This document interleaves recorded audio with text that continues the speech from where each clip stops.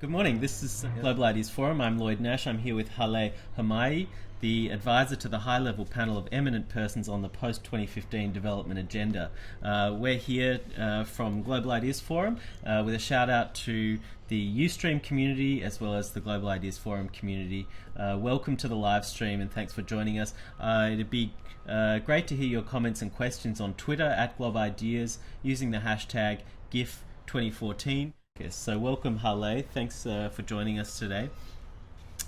Tell us, your current day job as the CEO of the Northwest Housing Services. How did you find yourself advising the high-level panel of eminent persons on sustainable development?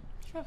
Thanks Lloyd for having me first, and hello to everyone who is listening and watching us. I've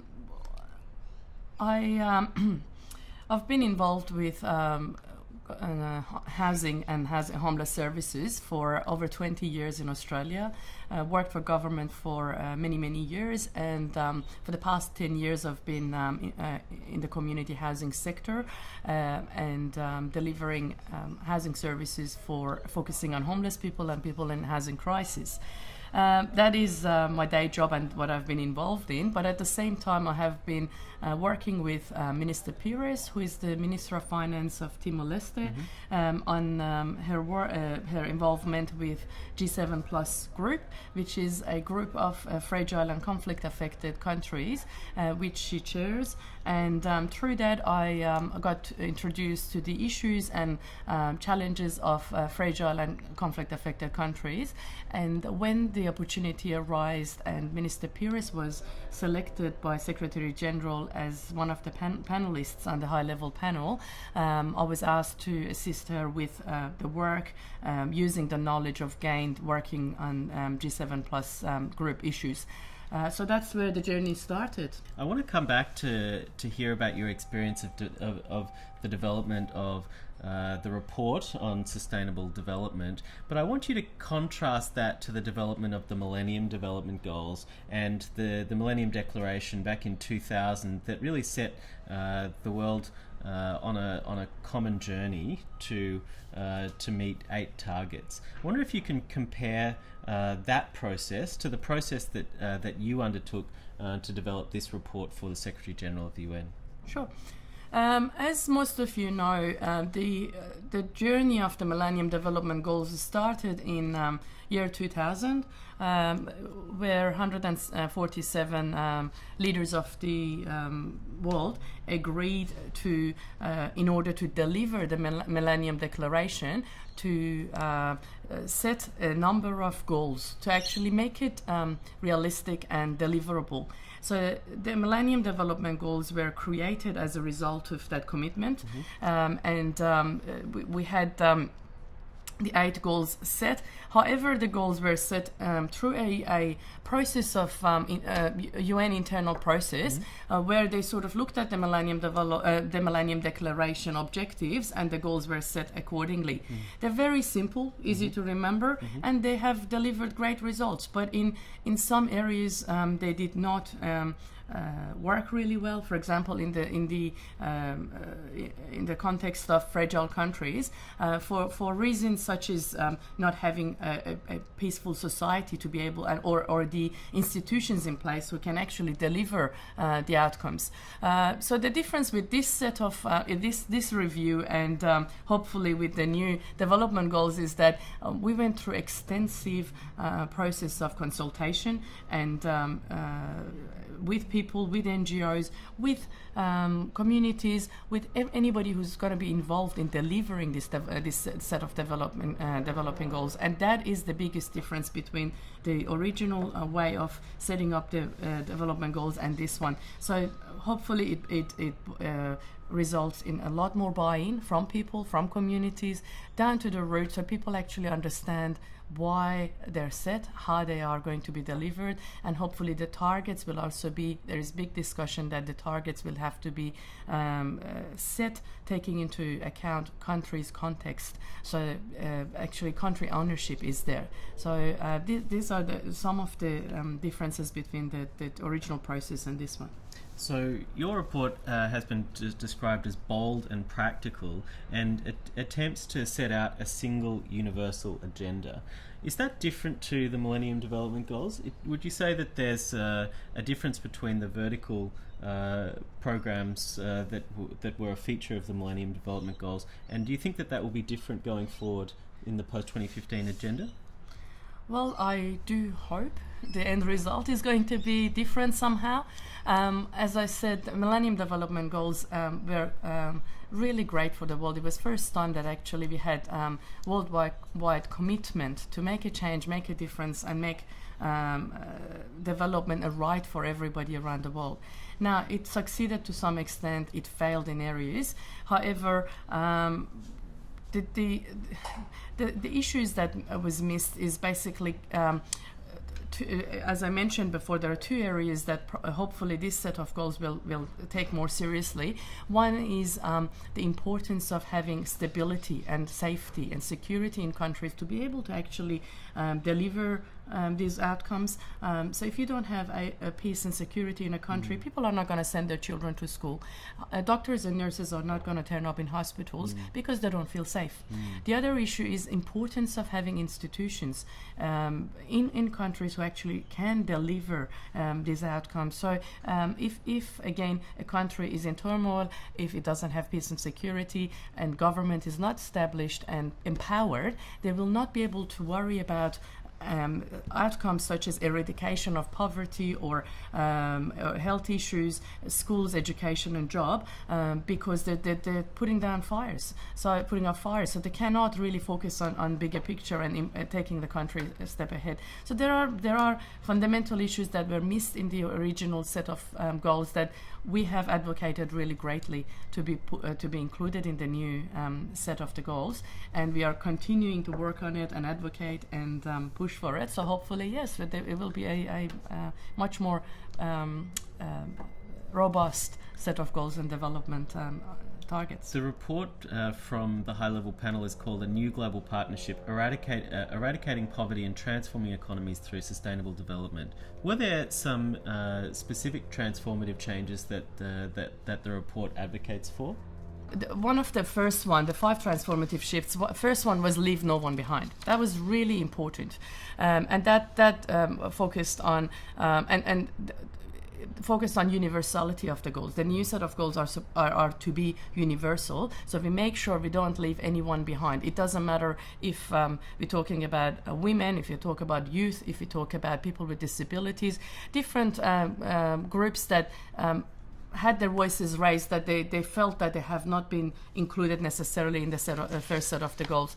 The second transformative shift that was recommended was put sustainable development at the core of whatever we do.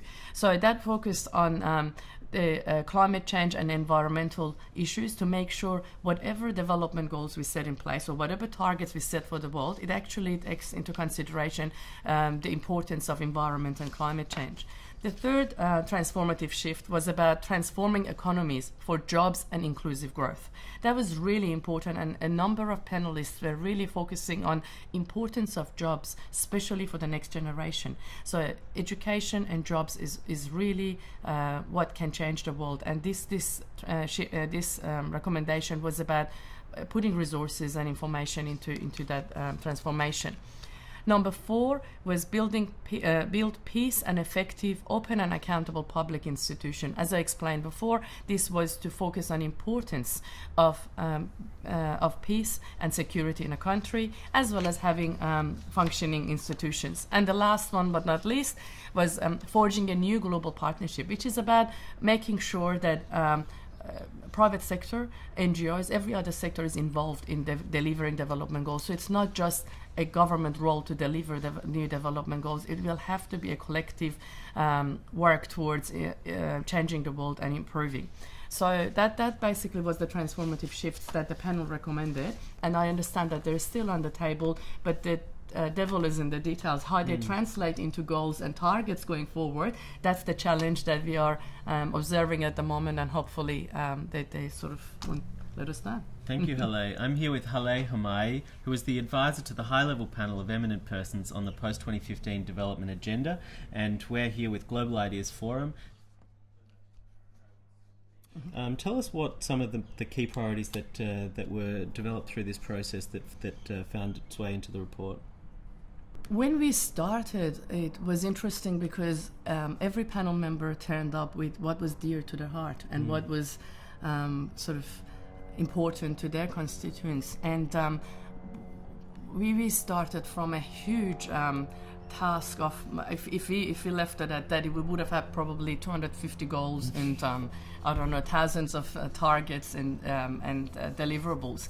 However, through a process of consultation, discussion, it sort of we had to narrow it down to understand what's really important. So what happened is that, first of all, it was acknowledgement that Millennium Development Goals themselves were really good, and they actually delivered really good outcomes for the world. And it was about completing that rather than dismissing it and start all over again from scratch.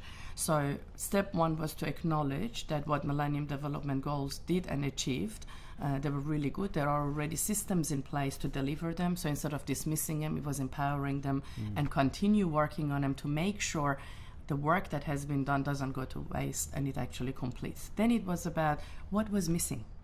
And that discussion drive was to, for example, climate change was one of the issues that sort of back in 2000 probably wasn't as dominant as it is now. Therefore, there was a lot of discussions about how can we put more importance on climate change and being able to, for example, the effect on Pacific Islanders, the island nations basically, as well as the developed countries and developing countries. So that was one of the items that attracted a lot of discussion, and it made its way in a more important way in the new recommended goals.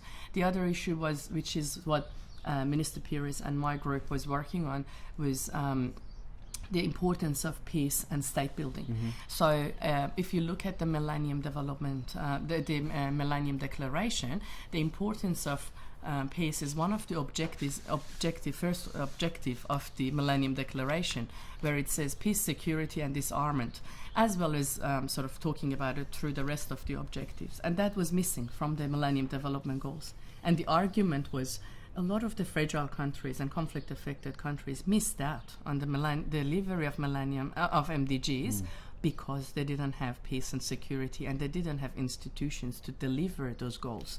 So that again was something that we worked on, and fortunately managed to make it as part of the report that went back to the General Assembly. Okay. So the UN Secretary General's high-level panel has submitted a report. It's called A New Global Partnership, Eradicating Poverty and Transforming Economies Through Sustainable Development. What happens next? Where does this report go, and how does it seek to inform the adoption of the new agenda? Sure. Well, Lloyd, there was, just before I go into what's coming up, so far we've had the report of the high-level panel of eminent persons on the post-2015 agenda that was released, as I mentioned before, in May 2013. We have had a Sustainable Development Solution Network report that was also released in 2013, focusing on sustainable development from climate change point of view, from the effect of environment and development, the relationship between the environment and development. We've also had a report from United Nations Global Compact in 2013, and a report that came from, was written by Secretary General himself and was released at the General Assembly last September, all of them highlighting and working on the original MDGs and what the new set of development goals should look like. Going forward, at the moment, what is happening at UN level and at the New York sort of discussion level is an open working group which should conclude their discussions pretty soon. By end of May, they were supposed to conclude their discussions and draft another report. This is at government and country level discussion, where they are actually not countries and governments are discussing what what would work, what development goals is acceptable for their countries, and their report is going to the General Assembly in September 2014 at the 69th General Assembly session. There is also an intergovernmental committee of experts on sustainable development financing. So this is about, it's fine we agree on all these goals, it's fine we agree on all these new development targets, however, how are we going to finance it? So this group is focusing on that, whether the current financing mechanisms are working, what else could add to that to make it actually more successful. So their report is also going to the General Assembly in September, and it will be discussed at that level, and by December 2014, which is when the current MDGs will expire, we will expect a report from the Secretary General again to announce basically what the new Millennium Development Goals or the new development goals should look like. So that's basically what's coming up. So there's still a bit of space for advocates and for groups to work on submitting what's important to them. It's about working with through the open working group subgroups to actually make their voice heard and be able to influence the outcome. And how are people making their voices heard? You've spoken about civil society, you've talked about the corporate world, there's the online My World portal. How are different groups actually trying to influence this agenda, and how successful would you say that influence has been so far? Sure. I understand that a lot of the NGOs, especially the international NGOs, have been very active.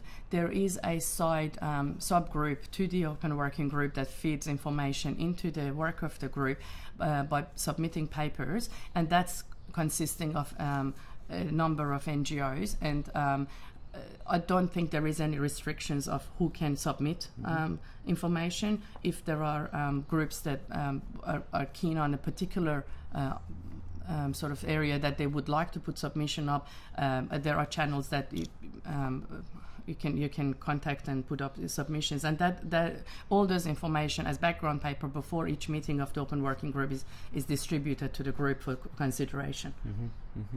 What would you say has been the most difficult thing for you personally through this process of advising the high-level panel? Can you think of an example of a period that was really challenging for you? Sure. Well, the agenda that we were representing on behalf of the fragile and conflict-affected countries was the importance of peace and state building in development. And when I started the work, I was thinking, who can argue with peace? I mean, it's a given. My work probably will be the easiest of all because I don't have to have, a lot of sort of arguments or persuasive methods to actually sell that message, because of course everybody will agree that peace is important. However, I had a bit of surprised to see that something simple of that can become so complicated. So the first few sessions probably was about just trying to push the agenda through and say, well, it is important and we are representing fragile countries and that's what they want and it has to go in the agenda. It wasn't progressing, it wasn't moving, and it wasn't winning. So I had to take a step back, and again with the sort of group that we were sort of assisting Minister Pires, we had to take a breath and think about it. Why isn't it working? Why are we not getting a voice and heard? Because the arguments that was put back to us was things like peace and security is Security Council's job. It's not in the mandate of this group and this panel. It's very complicated. We don't want to talk about those things. It opens cans of worms, and it's very political. And this is development is not about exactly, and it's hard to measure. So what we did is. I started meeting with all the advisors, and the ones especially that were loudest protesting to the idea of inclusion of peace and state building. State building wasn't as controversial because everybody, one way or the other, was keen on having a governance goal or something about importance of institutions in the agenda, but the word peace was quite controversial. So we started meeting with advisors and asking them, what is the anxiety, what is it that concerns you, and why is peace become an issue if for your constituents or for your country if it ends up in the agenda. And we soon realized that it's not that they are against the actual what peace represents. It's about the measurements. It's about the targets. Because if you want to measure peace, for example, if you're measuring number of violent deaths in a country, then a country that was sitting on top of the list from development point of view and from economy point of view and many other measurements could move right to the end of the list because they have got actually more number of violent deaths in their country compared to a fragile and conflict-affected country. So understanding that was a revelation. So we then worked really hard to actually come up with targets that are measurable in a non-threatening way, because the peace we were talking about was not about war and peace. It was about peaceful societies. It was about an environment where people feel comfortable to actually send their children to school. Doctors and nurses actually turn up to hospitals. It was about governments to be able to function, not taking a step ahead and 2 steps backwards, because every time they actually make some progress, another conflict breaks out in the country and they go backwards from development point of view. So we had to explain ourselves better. We had to give examples. We have to make it real for people so they can actually relate what we are talking about and why is it important, and also work with the other advisors about targets and be open to ideas and not be, in a sense, really persistence about we have to say this or we're not accepting it. So it was about negotiation. It was about also trying to understand their agenda and where they're coming from, and a lot of that happened. It was about, okay, this is the agenda that is important to you, so we are in support of that, but we need you to actually understand where we come from and support us as well. So approaching it this way actually was quite successful. We actually opened a dialogue. We actually sat around the table with people who were refusing at the beginning to even have a conversation to discuss, and we ended up having peaceful societies as one of the goals in the recommended paper. So was there a moment of success? Is there a moment where you think all the work that I've done has paid off? Definitely. It was the 11th hour, basically the final meeting, and it was still pending by a thread whether it's going to make it to the goals or not. And I remember we went around the table and there were a number of panel members that were really supportive of the idea, and some were still sort of sitting on the fence. And so the work that we did prior to the meetings through the advisors providing information really paid off, because eventually we had the numbers that actually get the agenda through. So that was quite exciting. And you've mentioned Minister Perez Yes. As one of the members of the high-level panel. Tell us who else was on the high-level panel, and what kind of agendas did they bring to the table? Sure. Well, the panel consisted of 27 eminent people, and the chairs were David Cameron from UK, President Yudhoyono from Indonesia, and President Saleh from Liberia. And we had panelists, other panelists were the ones that I can think from top of my head. Sure. You don't have to mention them all, but were there particular agendas around the table Yes. that people you said that people brought really an agenda to the table. Yes. What were some of those agendas coming through, and how were they compromised in the final report? I mean, how did you end up coming to a negotiated agreement? Sure. Well, the agenda, for example, Queen Rania from Jordan was on the panel, and her agenda and what she wanted to make sure that is getting enough attention was education, which everybody supported. But it was really good because she has spent a lot of time and resources into providing a lot of information for the panel to understand why education is important and how education can actually ensure going forward we have got a next generation who actually can deliver the goals, and they can sort of carry the load. We had Ms. Carmen from Yemen, who is the person behind the Arab Springs, who was very big on the importance of peace and state building in their countries, and she was quite a interesting character because she wouldn't take no for an answer. So it was very her speeches was very from the heart. It was very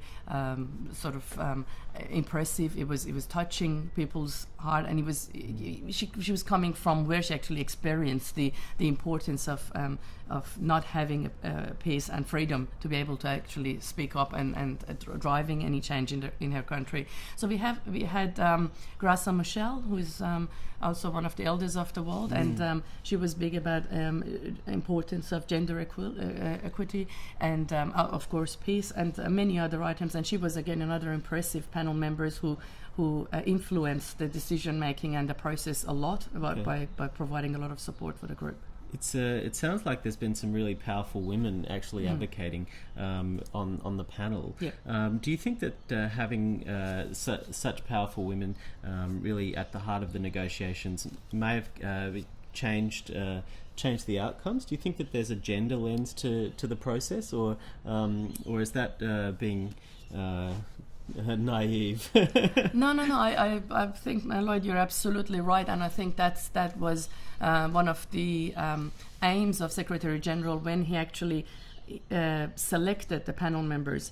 Each one of them was selected by himself after a number of months of deliberation, and the balance of gender, the balance of the regions they're representing, their background and work, and what they have been representing, and what has been important to them all has been taken into account. And I really strongly believe that having those strong women and voices on the panel made a lot of difference, especially when development issues are discussed. The role of women, for example, African nations, when we talk about the role of women in development and how they can actually change the communities and drive change and development in their be it villages or towns or country, was quite visible. And President Saleh herself is the first female president of Africa, and she was amazing to have as a leader and chairing the sessions and basically emphasizing on a lot of issues that otherwise would have probably not received as much attention as it should. The report's been presented. You get to take a few deep breaths. Have you taken away any key lessons on leadership? Do you think you've changed as a leader yourself? Yes, certainly. What the biggest learning for me was the importance of negotiation and getting buy-in from other people. You can be a type of a leader that you know you're right in what you are representing or arguing for, and just fight with everyone. But that's not going to win. That's not going to win, and more and more around the world we see that sort of approach, that people actually, they want to forcibly drive change, is not succeeding, at least not long term. However, stepping back, engaging with even people who disagree with you or fighting you, engaging them, understanding where they come from, and trying to explain and using different terminologies and information to actually get them to understand where you come from, that is the winner.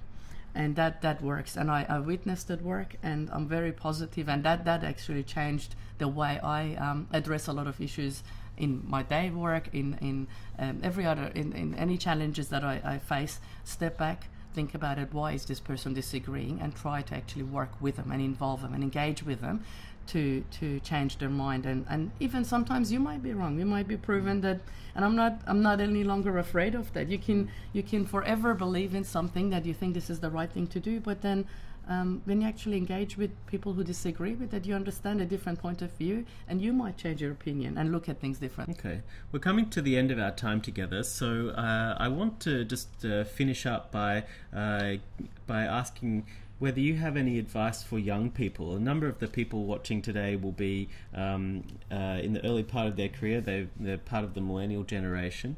Do you have any advice for those people who actually have a passion to do good in the world, and you know, what would you say to a younger person who wants to improve the lot of the world's poorest? Sure. Well, the biggest message is that you're going to be the drivers of the new development goals. It's easy to think that what can I change? Governments have got their own agenda. What I say or what I think doesn't matter, and be disheartened and give up. But my strongest message is that change is possible.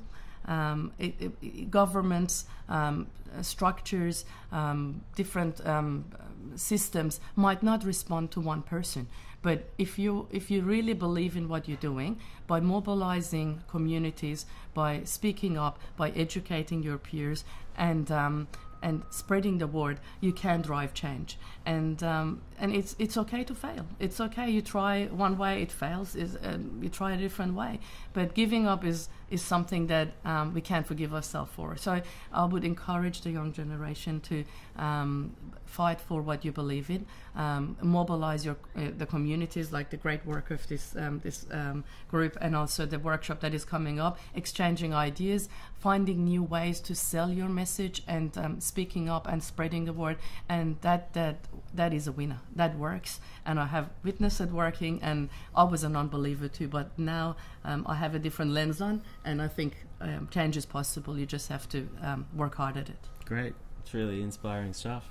So thank you. I want to thank Haleh Homaei, who's been the advisor to the high-level panel of eminent persons on the post-2015 development agenda. It's been really a gripping discussion. I think we've all learned a lot. We'd love to hear from you, so please use the Twitter handle @GlobIdeas or the hashtag GIF14, and we look forward to seeing you at Global Ideas Forum, where we can continue the discussion with Haleh and many other global leaders in international health and development. So see you there. Thank you.